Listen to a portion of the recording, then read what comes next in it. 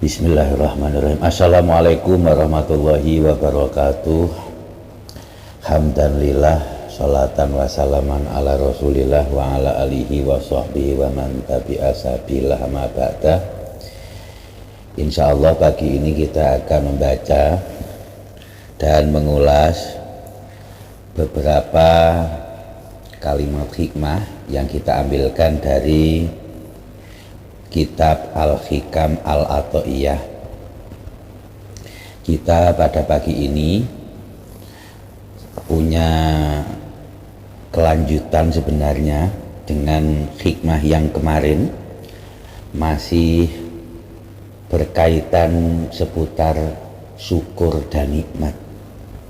Akan tetapi fokus pada hikmah ke-65 dan 66 yang akan kita baca pada pagi hari ini adalah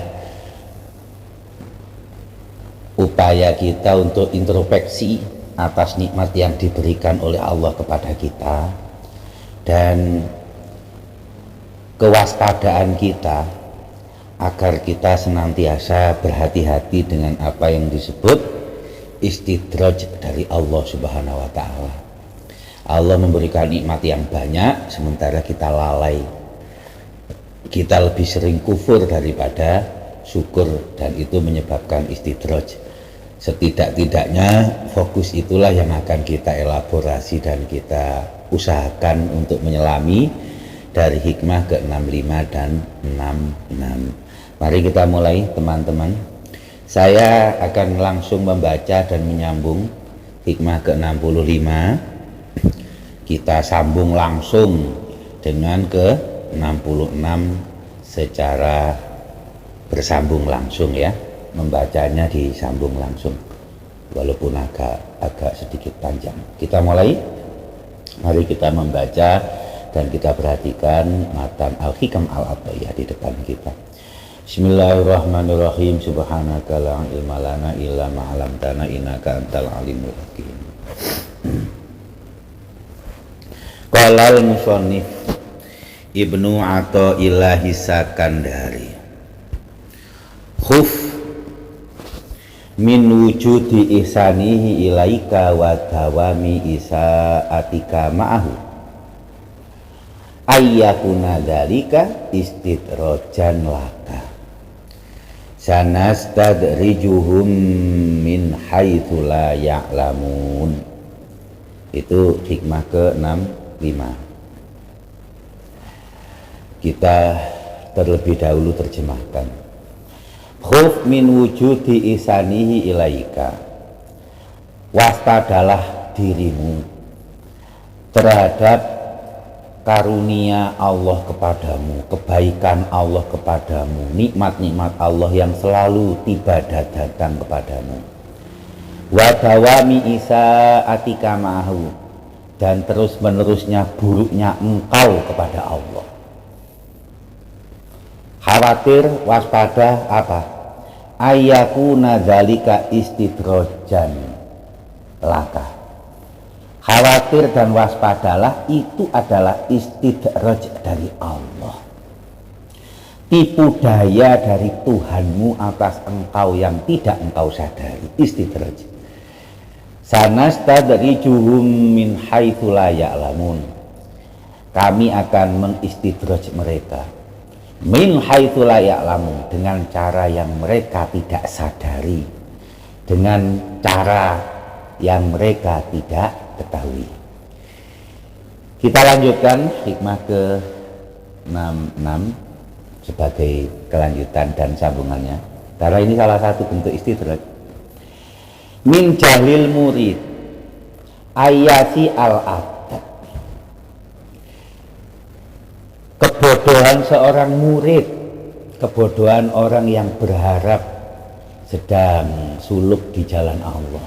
Kebodohannya diantaranya adalah ayasi al-adab, dia beradab buruk, buruk adabnya, tidak bagus adabnya. Fatu'ukhiral uqubatu anhu fayakul, hukuman dari Allah, siksa dari Allah itu ditenggak waktunya, tidak tiba kepadanya, tidak datang kepadanya, tapi diakhirkan siksanya. Fayaqulu, kemudian dia bicaranya begini, si murid itu. Laukana hadza su'a adabin laqata al-amdad wa aujabal ibad. Kalau saja yang aku lakukan ini su'ul adab, tentu nikmat-nikmatnya pasti akan Tuhan putus. Lah nikmatku terus ada, tidak diputus sama Tuhan. Wa aujabal ibad, dan mestinya aku makin jauh darinya. Buktinya aku juga tidak makin jauh. Maka hal-hal seperti itu bodoh. Bodoh yang dilakukan oleh sang murid. Kenapa kok bodoh? Alasannya faqad yuqta'u al-madadu anhu min haitsu la yas'uru. Kadang-kadang nikmat itu diputus, dia nggak ngerasa kalau nikmat itu diputus. Walau lam yakun ilaman al-majidi. Bahkan kadang-kadang nikmat itu diputus dengan tidak naiknya kualitas keimanannya, tidak bertambahnya nikmat ibadahnya, tetap jalan di tempat. Lah apakah dia menjauh? Kadang dia tidak menjauh, tapi waqat yuqamu maqamul bu'di wa huwa la yadri. Kadang-kadang dia itu sudah seperti itu dianggap jauh, tapi dia nggak merasa. Situasi yang dia alami itu jauh sebenarnya, tapi dia nggak merasa. Walau lam yakun illa ayyukholliyaka wa ma turid. Dan kadang-kadang Allah membiarkan engkau terhadap dugaanmu, membiarkanmu atas apa yang kau kehendaki, itu juga sudah merupakan tanda jauhnya engkau dari Allah. Baik, itulah beberapa terjemah bebas yang sudah kita berikan kepada hikmah ke-65 dan 66 yang akan kita pelajari dan kita ulas pada pagi hari ini. Baik rekan-rekan, mari kita kembali membaca dan merenungkan hikmah ke-65, 66 ini yang akan kita jadikan satu pembahasan. Khuf min wujudi isanihi ilaika wa dawami isaatihi ma'afi. Patut khawatir dengan kekhawatiran tingkat tinggi. Harus waspada dengan sungguh-sungguh waspada. Jika keadaan kita selalu mudah mendapatkan nikmat, gampang untuk mendapatkan kesenangan, sementara kita tidak mudah mengijabah apa yang menjadi perintah Allah. Sementara kita sukar untuk berbaik dalam ibadah dan ubudiyah kita kepada Allah. Ibadah buruk, tapi nasib baik. Rutin dalam hal kebaikan duniawi, tapi tidak istiqomah dalam kebaikan ukhrawi. Maka hal-hal seperti itu dinamakan wujudul ihsan dawamu isa'atika. Allah memberikan kebaikan terus menerus, sementara kita buruk tidak putus-putus. Hal seperti itu patut diwaspadai. Hendaknya hati-hati dan harus kita khawatir. Itu adalah istidraj dari Allah. Allah berfirman dalam Al-Quran dalam redaksi yang sama dua kali. Sanastadrijuhum min haitsu la ya'lamun. Dalam Al-A'raf 182 dan dalam Al-Qalam 44. Sama dua kali diulang oleh Allah. Sanastadrijuhum min haitsu la ya'lamun. Kami akan mengistidraj mereka dengan cara dari arah yang mereka tak ketahui, yang mereka tidak sadari. Teman-teman yang saya muliakan, ya hakikat istidraj adalah itu tadi. Ada nikmat yang melimpah, sementara yang mendapatkan nikmat tak pernah secara istiqomah beribadah. Kita sering seperti itu. Nggak pernah secara istiqomah ibadah, tapi hidup kok mudah. Perasaan kita ini berbuat buruk setiap saat, tapi orang kok selalu baik sama kita. Perasaan hati kita busuk, tapi nama kita kok harum. Perasaan kita selalu menyakiti orang, tapi kita kok selalu di atas angin dan menang. Itulah istidraj dari Allah. Itulah apa yang disebut dengan wa makaru wa makarullah wallahu khairul makirin. Ada bahasa istidraj, kadang juga diredaksikan dengan makar dari Allah. Makar itu adalah suatu perbuatan yang berakibat buruk dilakukan dengan cara rahasia. Kalau dalam yang kita ketahui di aturan negara kita contohnya ya, di antara hukuman yang paling berat itu adalah perbuatan makar. Kalau dilakukan manusia namanya terorisme. Perbuatan yang direncanakan untuk merusak dan membuat kerusakan direncanakan cara rahasia diam-diam, tidak disadari. Dalam Al-Quran Allah sering menggambarkan wa makaru wa makarullah wallahu khairul makirin. Dalam bahasa yang lain Allah juga berfirman, innal munafiqina yukhadi'unallah wa huwa khadi'uhum. Ada orang-orang yang berusaha menipu Allah, tapi justru Allah memberikan tipu daya atas mereka. Rekan-rekan yang saya muliakan, ini membuat sangkaan kita kadang-kadang menjadi baik atas diri kita, padahal yang kita lakukan selalu buruk. Dan itu oleh Allah juga diperingatkan dalam Al-Kahfi 103-104. Qul hal nunabbi'ukum bil akhsarina a'mala. Apakah kalian tahu orang-orang yang paling rugi perbuatannya? Paling rugi perbuatannya itu siapa?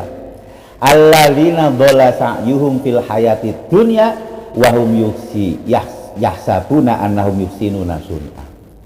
Orang-orang yang perbuatannya itu buruk, tersesat di dunia ini, mereka betul-betul tersesat, tapi mereka telah mengira telah berbuat baik. Ini nanti akan kita perdalam pada hikmah yang selanjutnya itu. Itu betul-betul istidraj. Rekan-rekan yang saya muliakan, dalam hal yang persis sama, secara sorohatan Rasulullah juga bersabda tentang hal ini. Dalam hadis riwayat Uqbah bin Amir, Rasulullah menyatakan, idza ra'aitallaha yu'til abda minad dunya ala ma'asihi ma yuhibbu. Kalau engkau melihat ada seorang hamba di dunia ini dia bermaksiat terus, tapi Allah memberikan apa yang dia suka. Nggak pernah ibadah tapi nggak pernah sakit, sehat terus. Maksiatnya jalan terus, tapi rezeki dunianya lancar terus, duitnya banyak terus, proyeknya lancar. Maka Nabi mengatakan, fa innama huwa istidraj. Ya itu istidraj itu istidraj, kata Nabi. Kemudian Rasulullah membaca, ini hati-hati betul ini. Hati-hati kita menduga diri kita ini, hati-hati betul. Ini sebelum saya lanjutkan ya, ini kewaspadaan kita terhadap diri kita. Jangan lihat orang, jangan melihat orang. Itu tetanggaku kok lancar terus rezekinya padahal nggak pernah sholat. Nggak usah seperti itu. Kita berkaca kepada diri kita, bukan untuk menilai orang ya. Ada orang, katakanlah itu kita, berbuat buruk terus, nggak pernah meningkatkan kualitas ibadah. Kalau dalam bahasa yang lebih ekstrim, maksiatnya terus menerus. Tapi kok Allah memberikan apa yang kita sukai, Allah memberikan apa yang kita ingini di dunia ini. Nabi memvonis itu istidraj, dan kemudian beliau Rasulullah Muhammad membaca surat Al-An'am ayat 44. Falamma nasu ma zukiru bihi fatahna alaihim abwaba kulli syai'in hatta idza farihu bima utu akhadnahum baghdatan fa idza hum mublisun. Kalau mereka sudah lupa lalai, lupa sholat, lupa ibadah, lupa berbuat baik, lupa meningkatkan ubudiyah kita kepada Allah, fatahna alaihim abwaba kulli syai', kami bukakan kepada mereka pintu-pintu apapun di dunia ini. Masya Allah. Hatta idza farihu bima utu, sehingga ketika mereka bergembira dengan itu, akhadnahum baghtatan, kami akan ambil dalam waktu seketika saja. Teman-teman yang saya muliakan, ini kita hanya berkaca kepada diri kita. Tidak usah melirik ke kanan ke kiri, apalagi melebarkan pandangan kepada siapa saja. Tidak perlu. Perhatikan diri kita. Justru kadang kita ini ketika kita berbuat buruk, justru itulah ada kebaikan duniawi banyak kepada kita. Itu dari Al-Quran, itu vonis dari Rasulullah sudah banyak terjadi. Maka hati-hati, maka perluas pada. Kalau ada kebaikan tentang engkau, namamu harum padahal hatimu busuk, engkau dihormati orang padahal apa yang kau lakukan hina, engkau terus menerus maksiat tapi engkau lancar kehidupan dunia dalam uang dan badan sehat, maka hati-hati, itu istidraj. Bahkan Rasulullah mengingatkan dan beliau menyitir ayatnya Allah Subhanahu wa taala dalam Al-An'am 44, dalam keadaan lalai. Kadang-kadang Allah membuka pintu-pintu duniawi selebar-lebarnya. Hati-hati teman-teman. Teman-teman yang saya muliakan, secara umum seperti itu. Secara umum istidraj akan kita mudah pahami secara tidak sulit dalam kehidupan kita untuk memberikan alamat kita terkena istidraj dari Allah itu. Nah, sekarang mari coba kita lebih perdalam lagi istidraj yang sifatnya agak-agak siri, yang bisa jadi menghinggapi orang-orang yang sudah berusaha memperbaiki jalan ibadahnya kepada Allah. Jadi hikmah ke-65 yang baru kita ulas itu sifatnya umum, itu sifatnya mudah dideteksi, itu sesuatu yang secara analisa sederhana bisa kita ketahui. Sekarang ada istidraj yang menghinggapi seseorang dalam bentuk yang lebih siri, terutama mereka orang-orang yang menempuh jalan untuk berkehendak mensucikan diri dalam kehidupan melalui cara tasawuf, melalui mereka yang menempa diri dalam jalan-jalan suluk ilallah, mereka yang ingin senantiasa menjadi orang yang berharap kepada ridho Allah. Dan ini yang disampaikan oleh Ibnu Athaillah Sakandari dalam hikmah selanjutnya. Min jahlil murid, salah satu kebodohan seorang yang berkehendak ridho Allah, murid itu biasanya dilawankan dengan mursyid. Kalau sudah tingkat tinggi, ya, ilmunya sudah derajat tinggi, tentu dalam kacamata duniawi sih sebenarnya itu namanya mursyid. Ya mungkin yang sudah punya murid, yang sudah punya jamaah tetap rutin, ya kayak Gus Dururi itu udah mursyid, mungkin ya sudah mursyid. Nah, yang di depannya mursyid itu namanya murid. Anggaplah seperti kita di derajatnya masih murid. Ada seorang murid yang mengharap ridho Allah, tapi dia itu bodoh.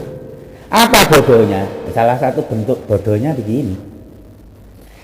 ayu si al adab batu akharal ukubah anhu.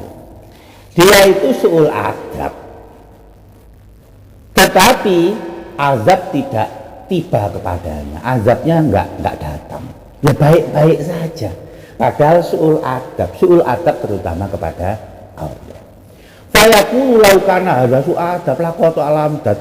Kalau aku suul adab, tentu Allah enggak akan memutus nikmatku. Aku nikmat ibadah masih merasai. Contohnya begitu.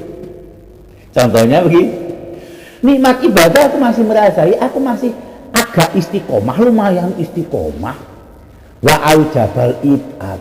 Mestinya aku makin jauh kepada Allah, makin jauh dari ibadah kepadanya. Nyatanya aku enggak dijauhkan. Teman-teman yang saya muliakan, faqad yuqta'ul imdad anhu min haitsu la yaskur.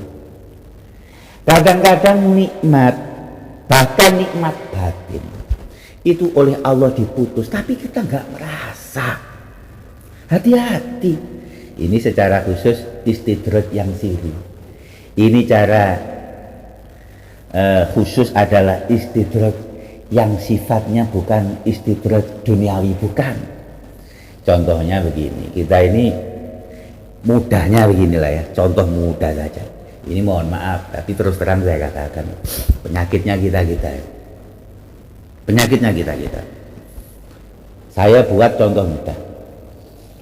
Ada panggilan dari Allah untuk sholat di awal waktu. Kita sholatnya tenang-tenang saja, nggak ada uzur, nggak ada kesibukan syar'i, nggak ada kehidupan, nggak ada kesibukan duniawi yang harus kita lakukan. Pekerjaan ya sebenarnya lagi longgar. Ada azan, panggilan dari Allah. Kita nggak cepat-cepat untuk mengistijabahnya. Tenang saja. Sholat sendiri aja lah di kamar, di akhir. Belakangan saja, sholatnya pun juga tergesa-gesa. Baju dan persiapannya pun juga enggak kita siapkan baik-baik. Ngadep Pak Lurah dan Pak Kades saja siap bagus-bagus. Ini ngadep Allah, serampangan. Itu suul adab enggak? Suul adab. Tapi ketika kita sholat, kita perasaannya khusyuk. Perasaannya kita itu merasa tumakninah sampai dalam kalbu, nyaman perasaanmu itu. Kau suul adab sama Allah, tapi kau tidak merasa bahwa nikmatmu itu sebenarnya diputus sama Allah. Kadang-kadang ada istidraj semacam itu. Kita dalam soal syariat meremehkan, tapi kemudian kita punya perasaan ada capaian-capaian batin, ada derajat rohani yang kita dapatkan. Padahal dalam sisi syariat kita suul adab. Itu istidraj. Hati-hati, kita sering terjebak seperti itu. Ingat, salah satu makna daripada istidraj, jebakan dari Allah Subhanahu wa Ta'ala. Nah, begitu. Faqad yaqta'u al-madad, atau ada yang dalam beberapa matan al-imdad anhu min haitsu la yashur. Atau kadang-kadang kita bilangnya begini, nah, anggap aja kita itu bilang begini, kalau ini suul adab tentu aujabal ibad. Kalau apa yang aku lakukan ini suul adab, alah, aku tentukan nggak makin jauh dari Allah, aku tetap nggak jauh dari Allah. Hei, faqad yuqamu maqamal budi wa huwa la yadri. Kadang-kadang kita itu dijauhkan dari Allah. Allah itu sebenarnya jauh dari kita, tapi kita itu nggak ngerasa. Salah satu tandanya apa? Walau lam yakun ala yukhliyaka wa maturid. Kadang Allah itu membiarkan terhadap apa yang kita lakukan, kita tidak diperingatkan, apapun yang kita kerjakan dibiarkan saja. Teman-teman, secara duniawi saja tahu kan orang yang jauh dari kita. Kalau dia jauh dari kita, apa yang kita lakukan kepada orang yang jauh, kita biarkan saja.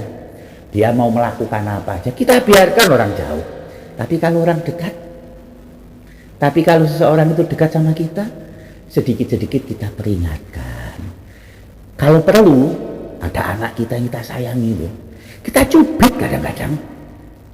Jadi kalau kita kok tidak merasa dicubit Allah, kok kita merasanya santai, bahagia, bahkan dengan ibadah yang kita lakukan, kok tidak ada ujian, tidak ada halangan-halangan, hati-hati. Kadang-kadang kita dibiarkan oleh Allah, dan itu tandanya kita jauh dari Allah. Sebab tandanya orang yang dekat itu sering diperingatkan, sering diingatkan. Kalau dalam bahasa kita, dalam parenting, sering kita itu sedikit mencubit sayang kepada anak. Kadang-kadang kita perlu dalam bahasa yang mungkin sedikit dengan nada tinggi, tapi bukan berarti kita menyakiti, bukan. Itu peringatan yang selayaknya. Nah, gitu. Rekan-rekan yang saya muliakan, mungkin Allah hanya menyindir ini kepada orang kafir. Tetapi kafir kan juga kadang, bukan kadang, sering terjadi kepada kita. Setidaknya kafir nikmat. Mari kita perhatikan apa yang difirmankan Allah dalam Ali Imran 178. Wala yasabanal ladzina kafaru annama numli lahum khairul li anfusihim. Innama numli lahum liyazdadu isma walahum azabun muhin. Wahai, jangan sekali-kali orang yang kufur bahwa tenggat waktu, bahwa kami mengakhirkan ukubah, bahwa siksa tidak segera kami datangkan, itu baik kepada mereka. Justru waktu yang ditenggat, tidak segera datang segala siksa, tidak segera datang segala kesengsaraan itu, apa tujuannya? Innama numli lahum liyazdadu isma, itu cuma untuk menambah-nambah dosa. Gitu loh. Am hasibtum an tadkhulul jannata walamma ya'tikum masalul ladzina khalu min qablikum masatumul masa wad dara. Kau pikir kau mudah masuk surga, sementara yang dialami oleh umat-umat terdahulu, mereka dalam keadaan sengsara dengan ujian yang menerpa, itu belum engkau rasakan. Kau pikir enak? Nah, kira-kira begitu. Rekan-rekan yang saya muliakan, maka jangan kita berpikir nikmat-nikmat kita yang kita rasakan, sekalipun itu nikmat ibadah yang kita duga kita dapatkan, namanya kita duga. Sekalipun itu perasaan kita itu adalah minal muqarrabin, orang yang masih dekat dengan Allah, jangan seperti itu terus. Waspadalah. Kita patut hati-hati, kita patut introspeksi. Rekan-rekan yang saya muliakan, saya sampaikan kepada kita semua, dalam syarah hikam yang ditulis oleh Syekh Muhammad Ibrahim atau yang kita kenal dengan Ibnu Ubad Ar-Rundi, syarah hikam pertama dan sering dianggap sebagai syarah hikam paling otentik. Pada hikmah yang ke-66 ini, yang merupakan contoh daripada istidraj siri, yang merupakan contoh daripada istidraj yang kadang menghinggapi orang-orang yang sudah berupaya suluk dan bertarikat, bertasawuf di jalan Allah. Perlu antum dan perlu kita ketahui semua, Ibnu Ubad Ar-Rundi menulis syarahnya ini panjang sekali, termasuk penjelasan dan syarah yang paling panjang. Kalau saya perhatikan, saya buka-buka itu ada 4 atau 5 lah hikmah yang dengan pensyarahan yang sangat panjang, beberapa lembar ini, hampir 4 lembar. Kalau hikmah-hikmah yang lain kadang setengah lembar, ini 4 lembar. Artinya apa? Mungkin secara khusus istidraj yang siri ini seringkali sangat menipu kita, terutama sekali dalam rangkaian kita untuk berupaya mendekat dan beribadah sebaik-baiknya kepada Allah. Kita merasanya tidak jauh, padahal kita sering tidak diperingatkan. Dan ingat, Orang yang tidak diperingatkan itu orang yang biasanya jauh. Kita sering suul adab dalam syariat seperti kita contohkan tadi. Ini saya menyampaikan begini ya, ini mohon maaf ini. Saya tidak membedakan golongan-golongan lah ya. Tapi kadang-kadang golongan-golongan orang yang murid, golongan-golongan orang yang menyatakan diri sebagai kaum mutasawwifin, mohon maaf ya. Ini memang sering menyepelekan syariat itu sering. Jadi kadang saya contohkan satu lagi karena ini sering kita perhatikan dan sering menjadi perhatian untuk kita sendiri. Sholat awal waktu saja kita tuh sering meremehkan itu. Mohon maaf ya. Ini golongan kita atau kelompok kita. Tanpa dalam maksud membeda-bedakan golongan atau mazhab, membedakan kelompok ya. Mohon maaf. Ada beberapa sekelompok orang, mereka itu baru belajar agama cara mendalam. Yang kaum ini atau kelompok itu gitu ya. Yang kadang kita itu meremehkan mereka. Alah itu nggak pernah mondok aja kok. Belajar agamanya juga nggak tahu lah itu, belum lama. Tapi mereka ternyata lebih solih loh dari kita. Sholatnya lebih bagus. Ketika sholat itu betul-betul persiapannya. Ini pendapat saya pribadi kadang-kadang, Gus Bruri. Mohon maaf kalau Gus Bruri itu nanti mengkoreksi ya. Kalau saya pribadi, ini ya sama baiknya sebenarnya. Tapi menurut pandangan saya yang awam dan dangkal, lebih bagus persiapan untuk sholat ini kita perbaiki. Dan kadang-kadang kita itu lebih memprioritaskan setelah sholat. Setelah sholat zikirnya lama, tapi sebelum sholat persiapannya acak-acakan. Ingat nggak? Rasulullah itu pernah bersabda, ada orang yang nanti akan bersinar di hari kiamat badan mereka. Siapa mereka? Mereka yang menyempurnakan wudhunya. Wudhunya betul-betul, mau menghadap Allah itu betul-betul. Habis menghadap Allah ya zikirlah. Ini saya sampaikan, habis sholat itu kan kita zikir itu kan mintanya untuk kita. Sebelum sholat itu kan murni untuk Allah. Lah untuk Allah kita meremehkan yang betul-betul zikir setelah sholat itu. Ya bagus zikir setelah sholat. Tapi apakah tidak lebih baik persiapan untuk melakukan ibadah-ibadah yang disyariatkan? Kita taruh saja satu contoh sholat, itu kita perbaikilah. Kita perbaiki dan kita lebih perbagus lagi persiapan-persiapan untuk menghadap Allah Subhanahu wa Ta'ala. Mungkin kita sering suul adab dalam hal-hal seperti itu. Kita sering sekali meremehkan hal-hal seperti itu. Tapi kemudian setelah kita sholat kemudian kita zikir, oh, zikirku mantap kok. Hati-hati, itu istidrat siri bisa jadi. Begitu ya teman-teman ya. Baik, itu saja yang bisa saya sampaikan. Sekali lagi ini syarahnya panjang, ini kalau dibaca secara semuanya saya anjurkan juga.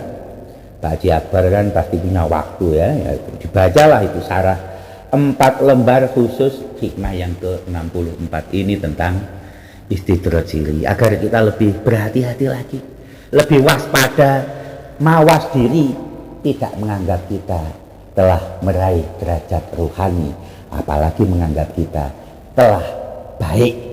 Ingat, salah satu orang yang sangat merugi adalah mereka yang menyangka dirinya berbuat baik padahal tidak berbuat baik. Itulah yang bisa saya sampaikan.